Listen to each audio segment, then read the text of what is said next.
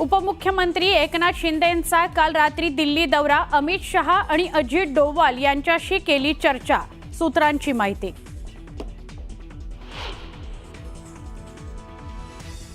समरजित घाटगे राष्ट्रवादी काँग्रेस सोडण्याची शक्यता, शिवसेना किंवा भाजपमध्ये जाण्याकरता चाचपणी सुरू।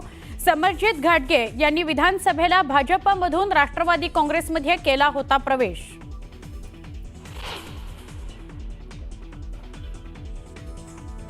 विधानसभा कामकाज सल्लागार समितीची आज महत्त्वाची बैठक, पावसाळी अधिवेशनाचा कार्यकाळ ठरवण्यासंदर्भात निर्णय घेणार। विधानसभा अध्यक्षांसह मुख्यमंत्री आणि दोन्ही उपमुख्यमंत्री राहणार उपस्थित।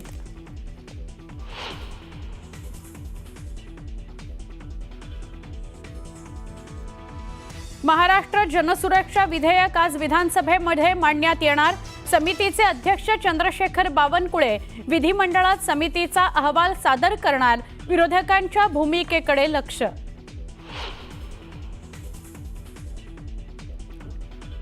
मुंबईतील सिंदूर पुलाचं मुख्यमंत्र्यांच्या हस्ते लोकार्पण, कर्नाक पूल आता सिंदूर पूल नावाने ओळखला जाणार। पुलामुळे मुंबईकरांचा प्रवास अधिक वेगवान होणार।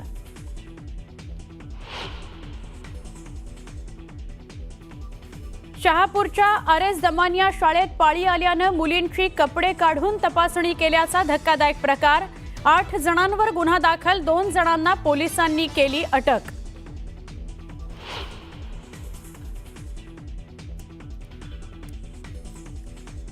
छत्रपती संभाजीनगरमधील विद्यादीप बालसुधारगृहाची मान्यता रद्द होणार। मुख्यमंत्र्यांची अधिवेशनामध्ये घोषणा। बालसुधारगृहात छळाला कंटाळून 9 मुलींनी केलं होतं पलायन।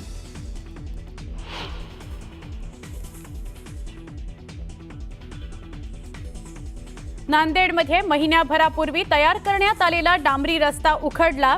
निकृष्ट कामाची प्रशासनाकडून पोलखोल, बोगस कामं करणाऱ्यांवर, गुत्तेदारांवर कारवाई कधी, स्थानिकांचा सवाल।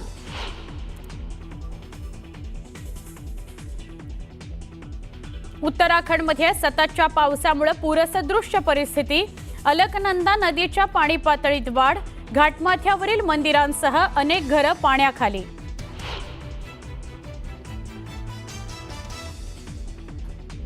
मध्य प्रदेशातील छतरपूरमध्ये पुराचा प्रवाह वाढल्यानं अनेक पूल पाण्याखाली। पुराच्या पाण्यातून नागरिकांचा जीवघेणा प्रवास सुरू।